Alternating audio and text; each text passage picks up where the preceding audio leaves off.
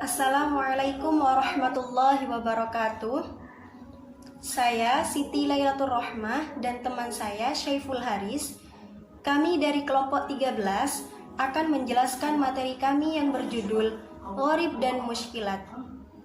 Yang pertama, saya akan menjelaskan apa itu gharib. Gharib sendiri artinya asing. Jadi, bacaan gharib yaitu bacaan yang asing. Bacaan gharib memiliki 6 bagian. Yang pertama yaitu saktah, yang kedua ada sajadah, yang ketiga ada ismam, yang keempat ada imalah, yang kelima ada naql, dan yang keenam ada tashil. Yang pertama, saya akan menjelaskan yang saktah. Apa itu bacaan saktah? Bacaan saktah yaitu bacaan yang berhenti sejenak tanpa bernafas.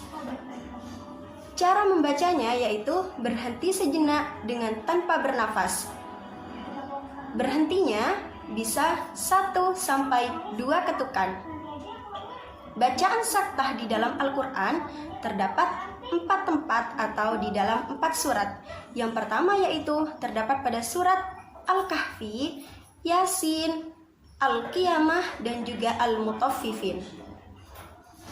Di sini saya akan membacakan salah satu contoh bacaan saktah di dalam Al-Quran, yaitu yang terdapat pada surat Yasin yang berbunyi A'udzu billahi minasy syaithanir rajim. Bismillahirrahmanirrahim. Qalu ya wailana man ba'athana min marqadina hadza ma wa'ada ar-rahman wa sadaqal mursalun. Di dalam lafaz mim marqadina, di atas lafaz tersebut terdapat tanda saktah, yaitu yang ditandai dengan huruf sin kecil. Yang kedua ada bacaan sajadah. Bacaan sajadah ditandai dengan simbol kubah di dalam Al-Quran. Disunahkan bagi pendengar atau pembaca yang mendengar atau yang membaca surat sajadah atau ayat sajadah, yaitu disunahkan untuk melakukan sujud tilawah. Bagi orang yang berjamaah, boleh melakukan sujud tilawah ketika imam melakukan sujud tilawah. Namun, jika imam tidak melakukan sujud tilawah, maka makmum tidak diperbolehkan untuk melakukan sujud tilawah tersebut. Surat sajadah di dalam Al-Quran terdapat 15. Namun di sini saya akan membacakan salah satunya saja, yaitu yang terdapat pada surat An-Najm ayat 62 yang berbunyi fasjudu lillahi wa'budu. Yang ketiga yaitu bacaan imalah. Bacaan imalah yaitu bacaan fathah yang miring ke kasroh. Cara membacanya yaitu seperti kata sore, sore, re. Contoh di dalam Al-Quran yaitu majreha. Nah, di sana terdapat ayat atau bacaan yang mana awalnya kita membacanya dengan majroha. Kita harus membaca ayat tersebut dengan cara majreha, seperti kata sore, re, bukan re tapi re. Yang keempat yaitu bacaan ismam. Apa itu bacaan ismam? Bacaan ismam yaitu bacaan yang menampakkan dhammah yang terbuang.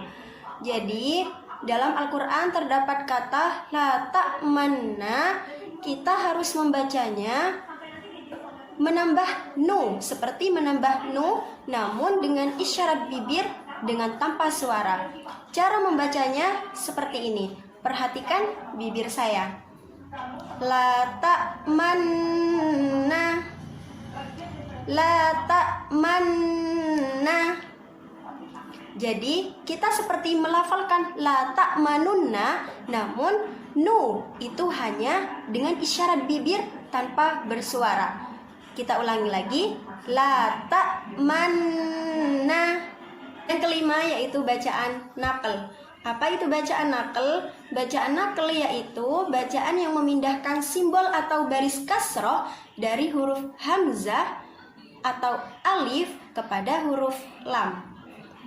Dalam Al-Quran, bacaan naql hanya terdapat pada satu surat, yaitu pada surat Al-Hujurat ayat 11 yang berbunyi bi'salismu. Yang awalnya atau biasanya kita membaca lafaz tersebut dengan bi'sal ismu, kita rubah yang awalnya lam itu sukun, maka kita rubah dari hamzah yang berharkat kasroh, maka kita pindahkan kasroh kepada huruf lam. Jadi cara membacanya yaitu bi'salismu.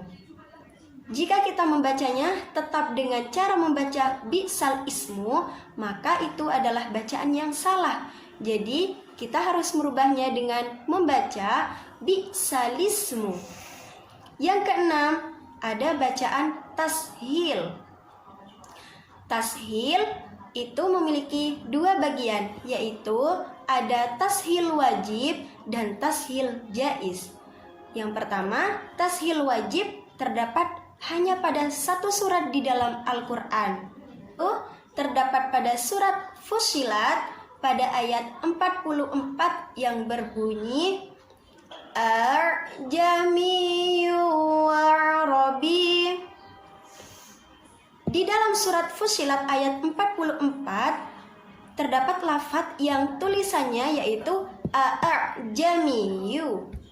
Hamzah pertama kita baca jelas atau tahqiq dengan seperti biasanya.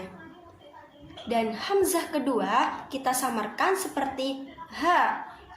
Jadi jika disambung menjadi Ar-Jamiyyu Wa'arabi. Yang kedua yaitu ada tashil jaiz. Tashil jaiz terdapat dua cara membacanya, yaitu bisa dengan tashil atau bisa dengan mad farqi. Yang pertama, saya akan mencontohkan yang terdapat pada surat Al-An'am ayat 143 yang berbunyi Qul an-dzakaraini. Itu bacaan tashil. Namun ketika kita ingin membacanya dengan bacaan mad farqi, maka al-dzakaraini itu hamzah berharkat fathah berdiri dan juga terdapat bendera di atasnya. Jadi cara membacanya yaitu 6 harokat atau 6 ketukan. Cara membaca mad farqi seperti ini. Qul al-dzakaraini. Seperti itu. Selamat mempelajari. B. Bacaan muskilat. Muskilat adalah bacaan yang di antara tulisan dengan cara membacanya itu beda. Hal ini bertujuan agar kita lebih berhati-hati dalam membacanya dan agar terhindar dari kesalahan membaca. Sebab-sebab terjadinya perbedaan. Yang pertama, adanya huruf yang bertulis tapi dibaca dengan suara atau bunyi lain. Yang kedua, ada huruf dalam kata tertulis tapi tidak dibaca. Yang ketiga, adanya tanda sifir. Sifir ini dibagi menjadi dua. Yang pertama yaitu sifir mustadir, yaitu bulatan kecil di atas huruf alif yang berada di tengah kata sehingga huruf alif tersebut tidak berfungsi dan dibaca pendek.